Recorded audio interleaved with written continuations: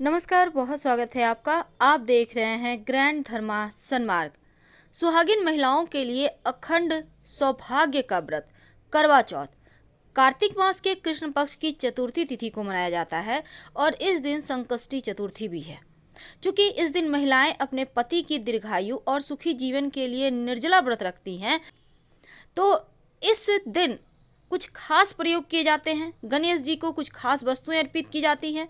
वैसे तो करवा चौथ पर बन रहे हैं इस बार बहुत ही दुर्लभ संयोग, क्योंकि विवाहित महिलाओं के द्वारा पति की लंबी उम्र की कामना के लिए रखा जाने वाला यह महाव्रत करवा चौथ इस बार कई अच्छे संयोग में आया है। क्योंकि खास यह है कि 5 साल के बाद इस बार करवा चौथ पर शुभ योग बना है और रोहिणी नक्षत्र में पूजन होगा, जो कि अत्यंत ही शुभ नक्षत्र माना जाता है। और इस दिन चंद्र दर्शन से बहुत सी मनोकामनाएं भी पूर्ण होगी। तो यह संयोग 5 साल के बाद आया है और करवा चौथ रविवार या मंगलवार को पड़े तो यह चतुर्थी तिथि अधिक शुभ और शक्तिशाली बन जाती है और अखंड सौभाग्य को देने वाला ये व्रत होगा। तो भगवान गणेश को कैसे मनाएं? देखिए, कार्तिक मास के कृष्ण पक्ष की जो चतुर्थी तिथि होती है इसको वक्रतुंड संकष्टी चतुर्थी कहते हैं और इस दिन विघ्नहर्ता श्री गणेश जी की विधि विधान से पूजा भी की जाती है और व्रत भी रखा जाता है। क्योंकि कार्तिक के महीने में इस वक्रतुंड संकष्टी चतुर्थी को गणेश जी की अगर आप विधि विधान से पूजा करें, व्रत रखें, रात के समय चंद्रमा की पूजा कर दर्शन करें तो अखंड सौभाग्य का व्रत भी, चूंकि करवा चौथ भी इसी दिन है, तो ऐसे में दोनों ही व्रत का आपको पूरा फल मिलता है। तो कैसे करेंगे गणेश जी की पूजा?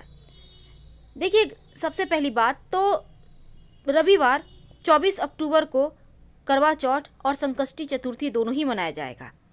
तो वक्रतुंड संकष्टी चतुर्थी का व्रत जब आप रखेंगे तब संकष्टी चतुर्थी के दिन वरयान नामक योग बन रहा है, जो कि 11:35 तक है। तो वरयान योग में वक्रतुंड संकष्टी चतुर्थी का व्रत रखा जाएगा और अभिजीत मुहूर्त जो 11:43 से दोपहर 12:28 तक है, आप इसी अभिजीत मुहूर्त में भगवान गणेश की पूजा कर सकते हैं विधि विधान से। तिल, काला तिल और गुड़ इसका जरूर भोग लगाएं। वैसे तो लड्डू भी अर्पित कर सकते हैं, पुष्प जरूर रखिए और अगर आप तांबे के कलश में कलश स्थापन करते हैं तो बहुत अच्छा है, नहीं तो तांबे का लोटा में जल भर रखें। अब उनको प्रसाद के तौर पर आप केला, नारियल भी अर्पित कर सकते हैं, ये आपकी इच्छा पर है, लेकिन तिल और गुड़ ये बहुत ज़रूरी है। गणेश जी को फूल और जल भेंट करने के बाद उनके सामने जो मोदक है, लड्डू है, उसको रखना है। इसके बाद गणेश जी की पूजा जब आप करते हैं तब आप उनसे अपनी मनोकामना की पूर्ति की प्रार्थना करें। जब आप पूजा के बाद फलाहारी कीजिएगा तो फल खाइए, मूंगफली खाइए, खीर, दूध, साबूदाना ये खा सकते हैं, इसके अलावा कुछ मत खाइए। वैसे तो बहुत सारे लोग सेंधा नमक खाते हैं, लेकिन आप ऐसा मत कीजिए, नहीं तो व्रत का पूरा फल नहीं मिलेगा। और शाम के समय चांद निकलने से पहले गणपति जी की पूजा करना है और संकष्टी चतुर्थी का व्रत कथा का पाठ जरूर करें। पूजा समाप्त होने के बाद प्रसाद बांटें और रात में चांद को देखने के बाद ही व्रत खोलें, तभी आपका ये व्रत पूर्ण होगा। इस दिन अगर आप विधि विधान से पूजा करें तो घर में नकारात्मक प्रभाव नहीं बनता, शांति बनी रहती है और गणेश जी घर की समस्त विपदाओं को दूर करते हैं। तो हर महीने में 2 चतुर्थी तिथि होती है, शुक्ल पक्ष की, और शुक्ल पक्ष की चतुर्थी को हम विनायक चतुर्थी कहते हैं और कृष्ण पक्ष की चतुर्थी को संकष्टी चतुर्थी कहते हैं। इस व्रत को करने से सुख, समृद्धि और यश बढ़ता ही चला जाता है और गणेश जी संकटों को दूर करने वाले देव हैं, इसीलिए इनका व्रत रखने से जीवन में कभी कोई संकट नहीं आता, कष्ट नहीं आता। कैसे करेंगे पूजा? देखिए, सुबह सुबह स्नान वगैरह करके प्रातःकाल आप फ्रेश हो जाएं, घर की साफ सफाई करने के बाद। इसके बाद लाल या फिर गेरुआ रंग जो भी आपके पास कपड़े हैं, सिर्फ आप ये ध्यान रखिएगा कि काला और ब्लू कलर नहीं पहनना है, बाकी कलर पहन सकते हैं। अब घर में गंगा जल का छिड़काव करें पूरे घर में, या फिर जल में 1 चुटकी हल्दी डालकर छिड़काव करें। इसके बाद अपने घर के पूजा स्थान पर भगवान जी के सामने बैठ जाएं और एक दिया जलाएं। दीपक जलाकर संकल्प लें और दीपक में एक लौंग डाल दें। अब गणेश जी को सिंदूर लगाइए और फिर उनको दूर्वा अर्पित करें। इसके बाद गणेश जी को चूँकि दुर्वा बहुत प्रिय है, इसलिए आप चाहें तो 27 दुर्वा घास की माला भी बनाकर अर्पित कर सकते हैं, पहना सकते हैं उनको। इसके बाद गणेश जी को आप मोदक या लड्डू का भोग लगाएं।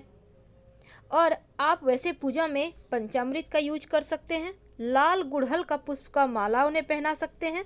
और साथ ही साथ चूँकि गणेश जी ज्ञान के देव हैं, बुद्धि के देव हैं, सुख समृद्धि सौभाग्य के देव हैं और संकट दूर करने की वजह से इन्हें विघ्नहर्ता के रूप में इनकी पूजा होती है। और किसी भी शुभ कार्य को करने से पहले सबसे पहले गणेश जी की ही पूजा होती है और फिर कार्य किए जाते हैं, तभी निर्विघ्न रूप से आपके कार्य पूरे होते हैं। तो इस दिन का महत्व भी बहुत है, क्योंकि गणेश जी संकष्टी चतुर्थी का व्रत चूँकि इस बार मंगलवार के दिन है, तो ऐसे में गणेश जी की पूजा करने से मंगल दोष भी समाप्त हो जाता है। लेकिन आगे हम बढ़ें उसके पहले एक और बात, चावल का एक छोटा सा प्रयोग इस दिन जरूर कीजिएगा। क्या करेंगे, एक केला का पत्ता मंगवा लें या पान का पत्ता मंगवा लें। अब इसके ऊपर चावल की ढेरी एक मुट्ठी रख दें, उसके ऊपर एक सिक्का और सुपारी रख दें, गणेश जी के सामने इनको अर्पित कर दें। बाद में चावल का खीर बनाकर खा लें। जो सिक्का है उसको संभाल कर रख लें, जो सुपारी है गणेश जी के पास छोड़ दें। और इसके साथ ही आपका जो इस समय आपने पत्ता रखा हुआ था उसको उठाकर कहीं मिट्टी में दबा दें। ये जो चावल है ना, ये जीवन में खुशियों को बढ़ाएगा। और इसके साथ ही गणेश जी की भी, तो गणेश जी चतुर्थी तिथि के स्वामी हैं और संकष्टी चतुर्थी के दिन अगर आप व्रत रखते हैं, चंद्रमा को जल अर्पित करते हैं, उनका दर्शन करते हैं, इसके बाद गणेश चतुर्थी का व्रत पूर्ण हो जाता है। संकष्टी चतुर्थी व्रत रखने से व्यक्ति के जीवन में संकट आ ही नहीं सकते हैं और जीवन में धन सुख समृद्धि बढ़ता ही चला जाता है। अगर आप व्रत रखते हैं तो पारण करके ही व्रत पूर्ण करें। इस दिन उपवास रखने से धन वैभव सुख समृद्धि यश कीर्ति ज्ञान बुद्धि बढ़ता चला जाता है और श्री गणेश जी शीघ्र प्रसन्न होने वाले देव हैं। तो इस दिन जब आप पूजा करेंगे तो ओम गंग गणपतये नमः, ओम गंग गणपतये नमः इस मंत्र का जितना ज़्यादा हो जप करें तो बढ़िया रहेगा। और अगर आप व्रत रखते हैं तो अन्न ग्रहण मत कीजिएगा, व्रत में फल खाइए, पानी पीजिए, दूध खा सकते हैं, लेकिन कि आप जूस वगैरह ले सकते हैं। तो गणेश जी की जब आप पूजा करेंगे तो पूजा करने के बाद गणेश जी के मंत्र का जप करना, गणेश चालीसा पढ़ना, गणेश स्तोत्र का पाठ करना, ये सभी सर्वोत्तम होता है। और बप्पा को चूँकि खुशबू पसंद है तो इसलिए उनको सुगंधित धूप दीप दिखाइएगा। और नारियल अगर घर में हो तो एक ज़रूर अर्पित कर दें और दक्षिणा भी अर्पित कीजिएगा, क्योंकि दक्षिणा जब आप अर्पित कर देते हैं तो वो आपका पूजा पूर्ण हो जाता है। बाद में इस पैसे को उठाकर अपने पास संभाल के रख लीजिएगा। और चूँकि गणेश जी की जब आप आरती करेंगे ना तो उसमें बहुत खास बातें होती ये है कि आरती के समय कपूर तो जलाएंगे ही, साथ ही रुई घी में डुबोकर 1 या 3 बातियां आप रखिए और कपूर के साथ जलाइए। और गणेश जब जी आप पुष्पांजलि देंगे तब एक पुष्प ले लीजिएगा और उनके चरणों में रख दीजिएगा। एक बात याद रखिएगा, जब भी आप गणेश जी की पूजा करते हैं तो परिक्रमा एक ही बार की जाती है, ये नहीं कि 3 बार घूम लिए, ऐसा मत कीजिएगा, एक बार कीजिएगा। और अंत में भूल चूक के लिए माफ़ी भी मांगिएगा। अब पूजा के बाद आप चाहें तो ज़रूरतमंद को खाने पीने की वस्तु दे सकते हैं। इस दिन गाय को रोटी या हरी घास जरूर खिलाइए या गौशाला में ही कुछ दे आएँ। भविष्य पुराण कहता है कि संकष्टी चतुर्थी की पूजा और व्रत करने से हर तरह के कष्ट दूर हो जाते हैं। और गणेश पुराण के अनुसार इस व्रत को करने से सौभाग्य बढ़ता है, समृद्धि बढ़ती है, संतान का सुख मिलता है। और शाम को चंद्रमा निकलने से पहले गणपति जी की एक बार और पूजा करें और फिर कथा जरूर सुनें। तो गुड़ की डली का भोग लगाइए। गणेश जी भाव के भूखे हैं, आपकी भावना जैसी रहेगी वैसा ही आशीर्वाद आपको मिलेगा। तो इस दिन छोटे छोटे प्रयोग किए जाते हैं, खासकर आप जैसे कि आक का पेड़, सफ़ेद आक का पेड़ आपके घर के आसपास है तो आप अगर शत्रु विरोधी ज़्यादा परेशान करें तो उस पेड़ के पास चले जाइएगा और जाकर आक के पेड़ से एक पत्ता तोड़ लें। अब आक के पेड़ से जो दूध निकलता है उसको लेकर पत्ते पर शत्रु का नाम लिखें। अगर एक से ज़्यादा शत्रु हैं तो हर शत्रु का नाम अलग अलग पत्ते पर लिखें। इसके बाद वहीं पर मिट्टी में उस पत्ते को रख कर आक के पौधे के जड़ के पास मिट्टी से दबा दें और पीछे मुड़कर मत देखिएगा, घर चले आइए। आपके शत्रु शांत हो जाएंगे, आपको परेशान नहीं करेंगे।